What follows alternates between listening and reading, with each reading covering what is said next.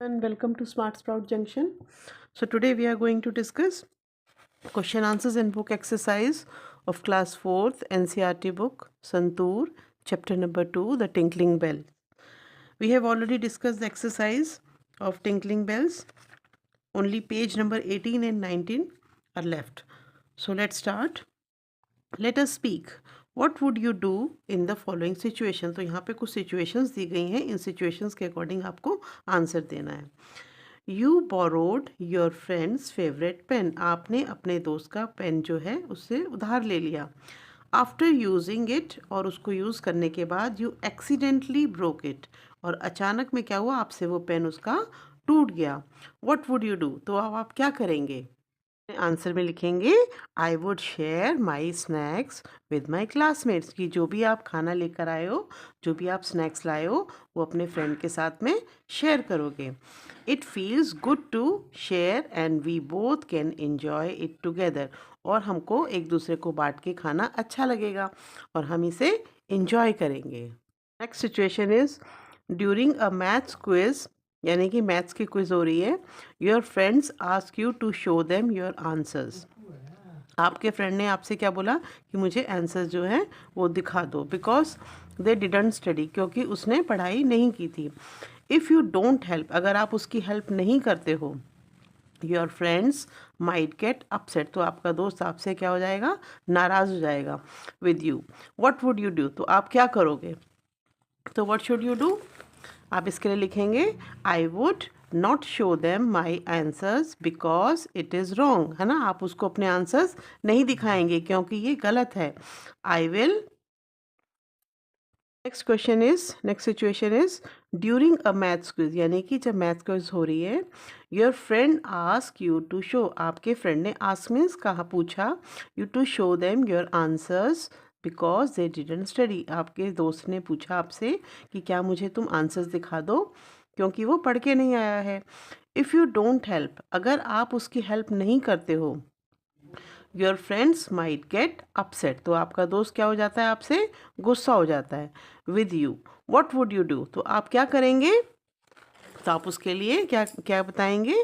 I would not show them my answers, मैं अपने दोस्त को अपने आंसर्स नहीं बताऊंगा बिकॉज इट इज़ रॉन्ग, क्योंकि ये गलत है. I will tell that to try on their own and be honest, कि वो अपने आप से उस क्वेश्चन के आंसर्स को लिखे. Third, you see a classmate taking a notebook from the teacher's desk. आपने देखा, थर्ड सिचुएशन क्या है कि आपने देखा कि जो आपका क्लासमेट है वो नोटबुक को उठा रहा है. कहाँ से, टीचर्स डेस्क, मैडम के टेबल से उठा रहा है. विदाउट परमिशन, यानी कि बिना किसी परमिशन के, बिना किसी आज्ञा से.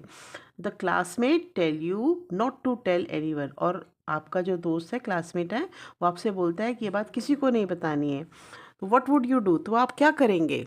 Would talk to the classmate, मैं अपने दोस्त से बात करूँगा. And ask them to return, कि ये जो बुक है जो आपने उठाई है उसे वापस करो. I would tell them politely it is not right, मैं उसे आराम से बोलूँगा ये बात गलत है, उसे बुक को क्या कर देना चाहिए, वापस कर देना चाहिए, क्योंकि ये गलत बात है.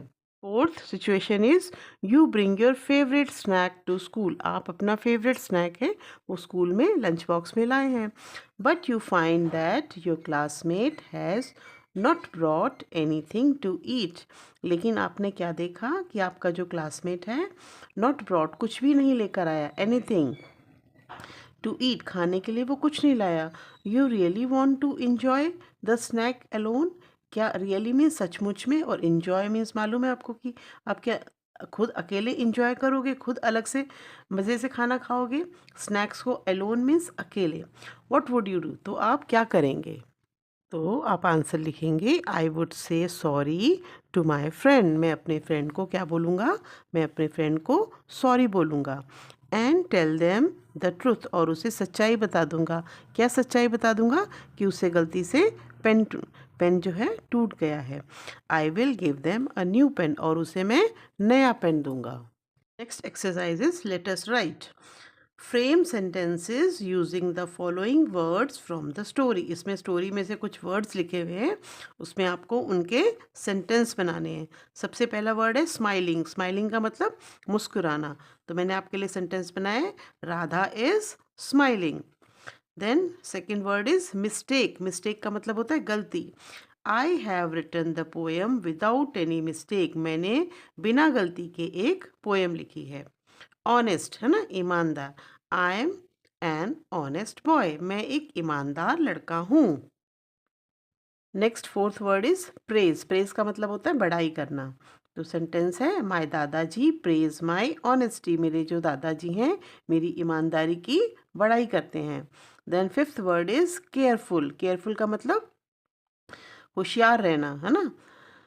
We should be careful while walking on the road. हमें केयरफुल रहना चाहिए, होशियार रहना चाहिए, चौकन्ना रहना चाहिए। While walking on the road, जब हम रोड पर चलते हैं तो हमें होशियारी से चलना चाहिए।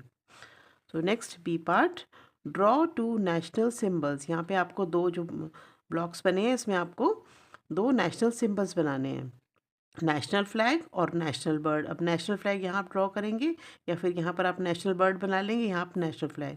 Right a few sentences about each. तो सबसे पहले जैसे पीकॉक है, नेशनल बर्ड हमारा पीकॉक है, तो पीकॉक का पिक्चर बनाएंगे, यहाँ नेशनल फ्लैग। तो इसके लिए कुछ सेंटेंस हैं। The peacock is the national bird of India. Peacock क्या है, हमारा राष्ट्रीय पक्षी है। It is known for its bright colours and graceful dance. वो अपने डांस के लिए बहुत सुंदर डांस करता है। उसके जो पंखों के कलर्स हैं वो बहुत ही ज़्यादा ब्राइट हैं, बहुत सुंदर लगते हैं। The peacock symbolises beauty and pride. Then next, national flag. The national flag of India is called the तिरंगा। हमारे जो नेशनल फ्लैग है उसको हम तिरंगा बोलते हैं। It has three colors, saffron for courage, white for peace and green for growth. Let us do create your own bell craft, है ना। यहाँ पे हमारे जो बेल का लेसन था उसमें यहाँ पर आपके लिए एक्टिविटी है जो आपको क्राफ्ट की एक्टिविटी खुद करनी है। Similar to the bells, चीना वॉन्टेड फॉर हिज पेट गोट, है ना, जो उसने अपने पेट गोट के लिए बेल्स खरीदी थी, ऐसे ही आपको एक क्राफ्ट बेल बनानी है। इसमें क्या क्या मटेरियल्स रिक्वायर्ड होंगे, मटेरियल्स नीडेड, वेस्ट और रिसाइकलेबल आइटम्स। ऐसे आइटम्स लेने हैं जिसको आप, जो वेस्ट हो गए हैं ना, जिसको आप वापस यूज़ कर सकते हो। जैसे small metal bottles, caps from used bottles, है ना, बोतलों के ढक्कन और स्मॉल टिन, छोटे छोटे कैंस, क्लीन्ड और ड्राइड सूखे। फिर स्ट्रिंग, धागे, डोरियाँ 12 to 15 inches for each well, उसमें टांगने के लिए। ओल्ड कार्डबोर्ड, गत्ते के टुकड़े। टैग और डेकोरेशन, डेकोरेशन का सामान, स्मॉल पेबल्स, बीन्स, बीड्स, है ना, मोती।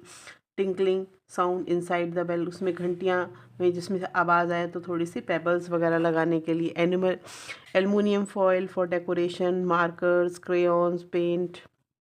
तो ये सारी की सारी चीज़ें, this activity you will do yourself. So thank you children. Like, share and subscribe to my channel for more such content. Let me know in the comment if there is any specific topic you want me to cover. So thank you.